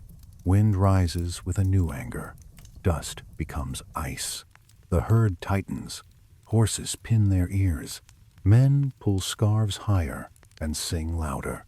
Not from bravery, but because silence feels dangerous. On those nights, cowboys sometimes did something they hated admitting. They shared warmth. Two men in one bedroll, back to back, or side by side if the tarp is wide enough. It's awkward, intimate, practical. Body heat doubles. The cocoon warms faster. You have to coordinate turning, shifting together like a strange two-headed animal. Pride yields to survival, and in the dark, with the wind pressing outside like a hand on a door, that shared warmth can feel less like embarrassment and more like mercy. I don't romanticize it. I see the humanity. People are not meant to freeze alone. Toward morning, the cold deepens. It almost always does. The hours before sunrise are the harshest, when the world has radiated heat into the sky for the longest time. Frost thickens. Canvas stiffens. Breath crystallizes on mustaches. The herd's backs shine faintly with ice. The first man to wake faces the old decision. Stay in the cocoon and delay suffering, or get up and begin the work that makes everyone else's morning possible. He crawls out, and the cold hits like water. Boots go on stiff, reluctant. Fingers fumble with buckles. The ground is hard enough to ring under a heel. He walks toward the ash mound where last night's coals were banked, and he kneels, and he digs. If the banking was done right, red lives under gray. He blows gently. Smoke rises, then a shy flame. That first flame is a small resurrection. Hands hover near it, drawing sensation back into fingertips. Light spreads in a tight circle. Faces appear from darkness, blinking. Coffee begins. Oats begin. The day starts again, as if the night did not try to kill them. And the bedroll, dusty and faithful, waits to be rolled tight once more, strapped behind a saddle, carried across another horizon that never seems to get closer. If you can hear the fire beside me now, if you can imagine the slow crackle and the soft settling of embers, let your own body borrow that steadiness. Let your breath fall into the same rhythm those men use to calm cattle in the dark. Slow, even, predictable. The prairie night is far away. You are safe. And still, the story keeps its quiet shadow. Sometimes, when I let my mind linger there, I can almost hear the smallest noises that would have mattered. the creak of saddle leather, stiff with frost, the faint clink of a spur when a boot shifts, the way a horse exhales and the breath turns instantly into a pale cloud that drifts sideways before it can rise, the way your eyelashes begin to feel heavy because moisture is freezing at their edges, subtle at first, like sleepiness. Then you blink and realize it's ice. A guard's circle around the herd is slow enough that time stretches. Each hoof step makes a dull, packed sound on frozen ground. If there's snow, it squeaks an odd, bright little noise in the dark. Warmth rises from the animal's body into your knees. Then the wind steals it away as soon as you notice it. Your hands hold the reins, and the leather tightens, refusing to bend. Your mind drifts into strange places. You count stars. You invent stories. You try not to picture what a stampede sounds like when it starts first a nervous shuffle, then a sudden thunder that feels like the earth itself decided to run. Men did die that way. Often the accounts mention it plainly, then move on, because grief had to share space with chores. When the shift ends and a man returns to his bedroll, he moves with devotion. He shakes frost off the tarp with a slap of the palm. The canvas cracks slightly, like thin ice. He checks seams by feel. A tear is a threat. If he finds one, he patches it with thick, crooked stitches that look like scars. The smell is always there. Smoke soaked into wool. Hide, sweat, crushed grass turned to dust. Not pleasant. Familiar. In a life without permanence, familiar smells become an anchor. They say, "This is mine. This is home," however temporary. If the story feels dark, it's because the night was dark. Yet the way they met, it could be gentle. A hand tugging a blanket higher on a sleeping partner. A quiet word to a nervous horse. A low song that keeps cattle calm and keeps your own mind from slipping. So, as you settle now, let that gentleness be the part you keep. Let the rest drift like smoke up the chimney, thinning, fading, becoming harmless. I always imagine the moment just before dawn when the world is at its coldest and quietest. Even the herd seems to hold its breath. The sky is a deep, bruised blue, not yet light, not fully night. A man kneels by the ash mound, and his knees sink into frozen dirt. He digs with a stick. His fingertips ache even through gloves. Then there it is, red, alive, that private glow. He cups his hands around it as if shielding a secret, and for a second the fire feels like a heartbeat outside the body. He stands, slowly, letting warmth touch his face. Somewhere behind him, blankets shift. Someone sighs. The day begins, quietly, again. There is a moment in the frontier story when the moving finally stops, not because the land becomes kinder or because winter decides to soften. It stops because a family is too tired to keep chasing the horizon, and because the promises tied to that horizon, ownership, stability, a future that feels less like a gamble pull harder than fear. I always picture that moment at dusk, when the wagon wheels creak slower and slower, and the light is the color of old brass. The prairie looks empty, as it always does, yet the emptiness feels different when you decide to stay inside it. Traveling is hardship with an exit route. Settling is hardship with roots, and roots, in this place, have to be forced. The first shelter is rarely a house in any comforting sense. It's a dugout carved into earth, or a sod structure, stacked from grass and soil, like a layered cake of dirt. The walls smell damp. The ceiling hangs low. The doorway is a mouth that never quite closes against the wind. Even so, it changes the sound of winter. Wind becomes a muffled pressure instead of a full-throated howl. Night feels contained. It's strange, isn't it? How quickly the mind relaxes when there are walls, even if those walls are little more than packed ground and stubborn hope. Inside a dugout, the floor is still earth, not frozen solid like the open prairie, because the ground a few feet down holds a steadier temperature, but it's cold all the same. 40, 50 degrees if you're lucky. That's warmer than a blizzard night outside, but still cold enough that your bones will remember it in the morning. So the old enemy returns. The ground. Canvas is spread again. Edges weighed with whatever's at hand. A rug if someone brought one. A scrap of oilcloth if they could afford it. A layer of woven grass mats.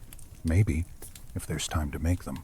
Sometimes hides are laid down, fur side up, a borrowed solution from the animals themselves. Anything to keep human warmth from draining into soil. The soundscape changes here. In a wagon camp, you have the constant space around you. The way every cough and whisper feels exposed to the stars. In a dugout, sounds stay closer. They bounce off low walls. A baby's soft fussing can fill the room. The crackle of a stove feels intimate, like it's happening inside your rib cage. If the family is fortunate, they have a small cast iron stove. The metal radiates heat and turns scarce fuel into something more efficient. A stove is a kind of miracle made of industry and weight. It's expensive. It's heavy.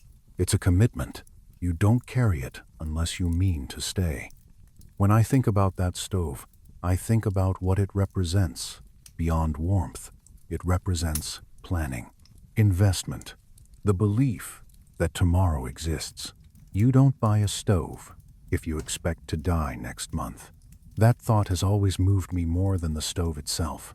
But even a stove goes out at night if you don't feed it. Fuel is still fuel. Buffalo chips, twisted hay, precious sticks of real wood hauled from the rare creek beds where trees dare to grow. On the coldest nights, people bank the stove as best they can. Dampers set low, coals tucked under ash. Still, by morning the metal feels like a cold animal. The first hand that touches it regrets the touch instantly. So winter in a homestead is not comfort. It is a different flavor of endurance. And then comes the quiet luxury that changes sleep more than any blanket ever could. Elevation. You don't realize how much the ground punishes you until you're lifted away from it. Even a few inches makes a world. A straw tick is simple. A big fabric bag, sewn from ticking tight woven cloth, meant to keep straw from poking through. Some families buy ticking at a general store if there's one within days of travel. Others make it rough and uneven from whatever loom work they can manage. The seams are strong because the seams have to be. Straw is not gentle. Straw is 1,000 tiny needles waiting to escape. Filling the tick happens after the first harvest, when straw becomes abundant. That's the key detail. A straw mattress is not just a bedding choice. It's proof that the family made it through a growing season. Proof that they have something to show for labor besides blisters. They drag the empty tick to where the straw is stored. The straw smells sweet and dry. A sun smell, the smell of something that once stood alive. Armfuls go in through the open end. Children help. They giggle at first, because it's like stuffing a giant pillow, and laughter feels rare in these stories, so I always savor it when it appears. Then the work gets methodical. Adults push straw deeper, distribute it evenly, judge firmness by pressing a palm into the swelling shape. Too loose, and it will collapse into nothing. Too tight, and it becomes a hard board of compressed stems. The right balance is learned through bodies, through nights spent sleeping poorly, through mornings of aching hips. When the tick is filled, the opening is closed with a drawstring or big stitches that can be cut later. And then the tick is carried into the shelter. It's heavy, awkward, a lumpy promise. Laid on the floor, it instantly changes the room. It makes one corner into a sleeping place that feels, for the first time, like a place meant for sleeping rather than merely enduring unconsciousness. The first night on a tick must have felt unreal. You lie down and the straw rustles beneath you, a dry whisper. The sound is loud at first, if you're not used to it. Every shift makes a crackle. Some people hated that noise. Some learn to accept it as the sound of softness. I've always thought the rustling is like the land itself, talking back, finally offering something instead of taking. The real difference is the air gap. Air trapped beneath the tick. air inside it, air between your body and the earth. The ground's hunger slows. Your muscles unclench without you asking them to. You can sleep on your side without a rock pressing into your hip. You can sink just enough to feel held. And then you understand why the phrase sleep tight existed. Because if you're lucky enough to have a rope-strung bedstead, you have to tighten the ropes, keep them from sagging. The words survive long after the rope beds disappeared, like a fossil of hardship in modern language. A bed frame, even a crude one, made from rough lumber or scavenged branches, is a declaration. It says, we are not just passing through, we are building. 4 posts, side rails, ropes woven in a grid, or slats if rope is scarce. The frame creaks when you sit. It complains under weight. Still, it lifts you higher, gives air more room to do its insulating work. Children often get the floor tics, while adults take the frame. Not because parents are selfish, but because exhausted adults must function at dawn. The homestead demands it. Animals need water. Fences need mending. Snow needs shoveling away from the door so it doesn't drift shut like a lid. And here is where the darkness of this history changes shape. On the trail, death is sudden. A river crossing, a stampede, a fever. On the homestead, death can be slow. It can be winter after winter of strain, of isolation, of bodies wearing down. I think about a woman lying on a straw tick, listening to wind press against sod walls like an ocean against a ship. She might be pregnant. She might be nursing. She might be simply tired beyond the point of language. The stove has gone quiet. The room is black, except for a small ember's glow. Her husband sleeps beside her. But sleep is not the same thing as safety. Outside, the world is vast and empty. Help is far away. If sickness comes, it comes as quietly as the ground cold. That's why the small preparations matter so much.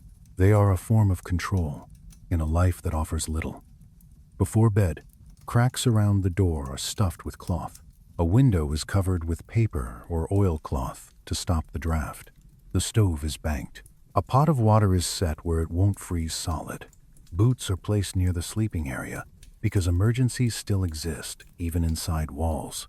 A weapon might be kept within reach, not for romance, not for drama, but because the frontier carried real danger in its earlier years, and habits formed in dangerous times are slow to leave the body. Sometimes the most eerie part is how ordinary these habits become. You stop thinking of a gun as a symbol and start thinking of it as another tool, like a shovel. That, to me, is one of the darker truths. Necessity changes what feels normal. The straw tick itself requires maintenance. Straw breaks down. It turns to dust. It compresses. A tick that was thick in autumn becomes thin by late winter. The family empties it, refills it, often seasonally, like any other piece of equipment. The old straw becomes animal bedding or compost. Nothing is wasted. Waste is a luxury you can't afford out here. Sometimes, if the family becomes prosperous, they graduate to feathers. Feather ticks are quieter, softer, more durable, but feathers take time to gather. Months of plucking and saving, or cash spent at a store. A feather tick is a sign that the homestead has moved past survival into something like comfort. But even comfort has a frontier accent. Feathers shift, frames creak, wind still moans at night, frost still forms on window edges. In the morning, the first breath you take tastes cold. You can feel it in your teeth, and the land outside remains what it was, flat, endless, unmoved by your efforts. I always think about the loneliness, too. How silence changes when you're not in a wagon train with other voices nearby. In a dugout, the night can be so quiet, you hear the tiny settling of sod. A mouse scratching in a wall becomes a loud event. The stove's metal pings as it cools. Your own heartbeat seems too audible. People wrote letters home. They described weather. They described crops. Often, They avoided describing the worst nights, not because the nights weren't terrible, but because complaining didn't change anything. And maybe writing the worst down would make it more real. Sometimes, when I read those letters, I can feel what is not said. A sentence that changes subject too quickly. A cheerful tone that feels practiced. The frontier taught people to wear optimism like a coat, even when it didn't fit. So I sit here by this fire with you, and I let myself imagine the simple, almost sacred relief of that straw tick under a tired body. The way it lifts you, just a little, away from the earth that wants to drink your warmth. The way it gives your muscles permission to release. The way it turns sleep from a battle into a quieter negotiation. And I think, even in dark history, there are these small inventions of mercy. Not grand mercy, not cinematic mercy, just enough to make another night possible. There's one more detail that keeps returning in my mind, like a quiet knock you can't ignore. It's the way bedding becomes a map of responsibility. A child in the center, adults on the edges, the strongest body placed where the wind will find the wall's weakest seam, a blanket folded double at the feet, because feet betray you first. A scarf laid across the mouth, because breathing cold for hours makes the throat feel scraped raw by dawn. Boots set where they can be reached without stepping onto frozen earth. If you've ever tried to sleep while worrying, you know the feeling. Your body lies down, but your mind keeps standing guard. On the plains, worry had practical shapes. Would the stove stay alive? Would snow drift against the door until it wouldn't open? Would the baby's cough deepen? Would the water bucket turn to ice before morning? So ash is saved. Always ash. A small pail near the stove. Because banking coals is not only for camps. Before sleep, someone kneels, moves embers into a tight pile, and covers them like tucking in a child. The room goes dark, but a faint inner heat remains hidden under gray. A secret that will become morning. When the banking succeeds, the day begins with a small miracle. A stick pushes ash aside. Red appears. Dry grass catches. A flame lifts, modest and bright, and the room warms by degrees. It's ordinary, and it's everything. Most nights, nothing dramatic happens. That's the truth people forget. Most nights are simply long, cold, quiet. A repeated test, and the repeated answer is preparation. So if you're listening now, let the image soften. Let the dugout become a dim shell of earth and candlelight. Let the straw tick, cradle the body, and rustle like dry leaves. Let the banked coals keep their hidden promise. Let the wind press outside and fail to enter. And let the mind, finally, loosen its grip on vigilance. Morning on the winter prairie has a particular kind of cruelty, and it's a quiet cruelty. The coldest hour is not midnight. It's that stretch just before sunrise, when the world seems to hold its breath and the temperature drops as if it's trying to sink through the floor of the earth. Even inside a dugout, even under sod and straw and wool, you can feel it. The room becomes a sealed jar of chill air. Your breath feels thicker. Your nose stings. Your fingers curl into themselves without you deciding. If you listen closely, there are small sounds that only exist in that hour. The faint tick of cooling iron, a soft pop from a timber as it contracts, the whisper of straw inside a tick when someone shifts in their sleep. Outside, a wind might be moving across open grass like a hand stroking the world the wrong way. Or there might be no wind at all. Just that crystalline silence that makes distance feel infinite. I always feel a strange tenderness for the first person who wakes, not because they are brave in the dramatic sense. They don't stand and announce courage. They simply open their eyes, and for a moment they lie still, weighing the choice. Stay inside warmth. Stay inside the shared cocoon. Let the dark keep holding you, or break the seal. Step out into cold air, and begin the work that allows everyone else to live comfortably enough to function. You can almost feel the pause in their chest, the tiny resignation, the thought that doesn't get spoken. It has to be me. So they move slowly, careful not to disturb the others, because disturbing others means losing warmth. In a cramped space, warmth is a communal resource. The blankets are tucked like walls. The tick holds the body like a shallow nest. The sleeper extracts one arm first, then another, and the exposed skin shivers immediately, as if the body is protesting the very idea of leaving. Boots wait nearby. The leather is stiff. Sometimes it's so cold that the boots feel like shaped wood, rather than something once soft and animal-made. Laces are reluctant. Fingers fumble.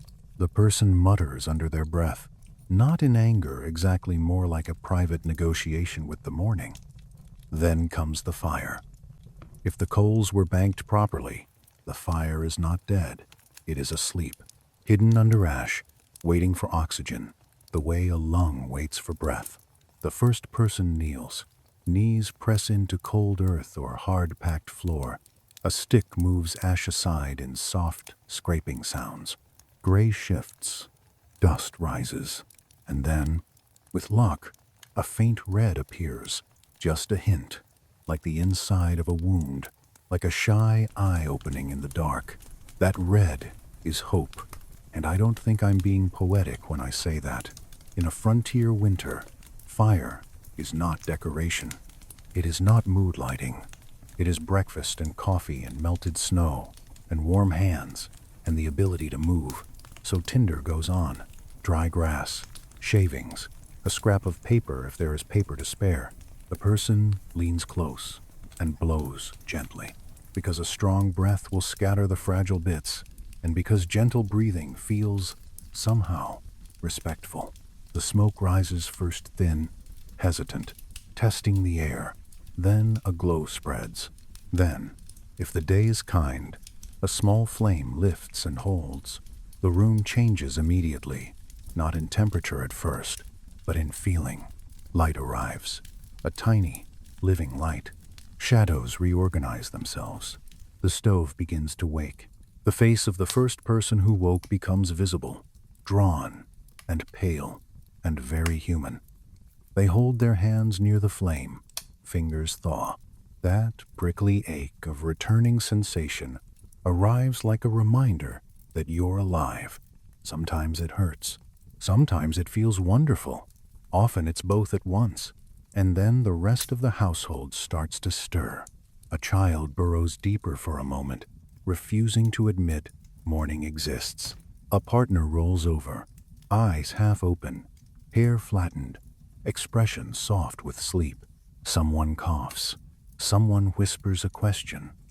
The room fills with slow movement, as if everyone is swimming through cold water. Breakfast is simple, usually. It has to be. Flour, if there is flour. Cornmeal. Salted meat. A pot of coffee so bitter it feels like medicine. Yet in that setting, even plain food tastes like victory. It's warmth going into a body that spent all night trying not to lose itself to the cold. Outside, chores are waiting like patient predators. Animals need water. Feed needs to be carried. Snow may have to be shoveled away from the door. If there is a herd, it must be checked for illness and injury. If there are wagons and travel must continue, harnesses have to be fitted, wheels inspected, canvas tied down again. Even the simple act of stepping outside feels like stepping into a different world, one where the sky is huge and indifferent, and the air bites the inside of your lungs. But there is a rhythm to this life, and rhythm is soothing when you surrender to it.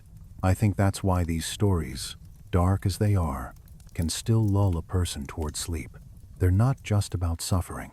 They're about pattern, about the mind learning that night will come, and there will be a ritual, and morning will come, and there will be another ritual. Humans survive repetition. We survive by making routines out of fear. In the wagon camps, that routine is even more exposed. The first person crawls out from beneath blankets to a world of frost. Breath becomes a cloud immediately. Boots crunch on frozen grass. The banked fire pit waits under a crust of ash. The wind might be moving already, searching for skin. Somewhere, cattle shift and exhale.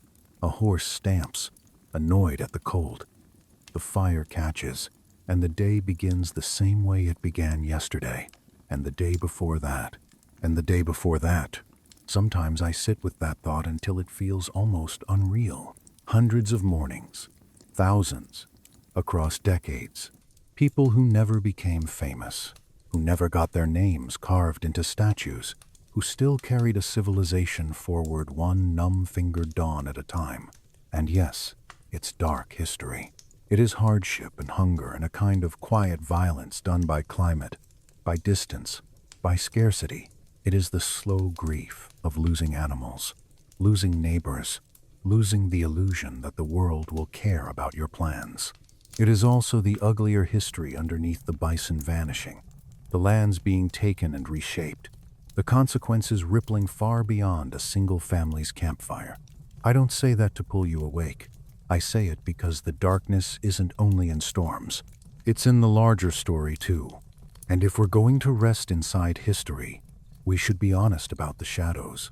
Still, when I imagine a pioneer family in the morning light, I don't see villains. I see people with cracked hands, with tired eyes, with a fierce devotion to the small things that keep a body alive. I see a mother checking a child's cheeks for warmth. I see a father testing a rope knot, retying it with fingers that don't want to bend. I see older children taking responsibility too early, because necessity doesn't wait for childhood to finish. And here's something I've learned, reading accounts and diaries, and maybe you've learned it too just by living. The hardest part of endurance is that it doesn't feel heroic while you're doing it. It feels like chores. It feels like irritation.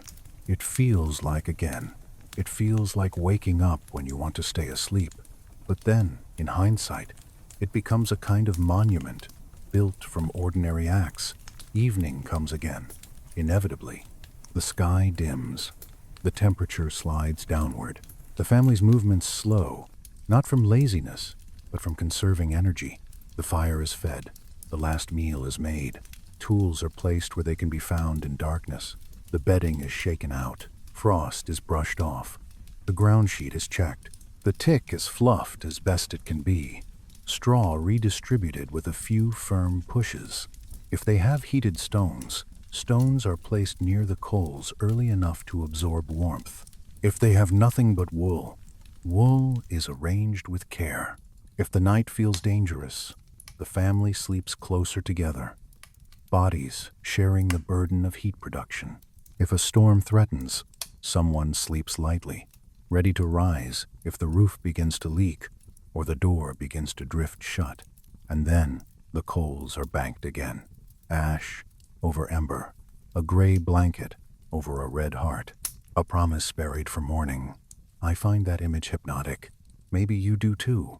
A hidden warmth waiting beneath stillness.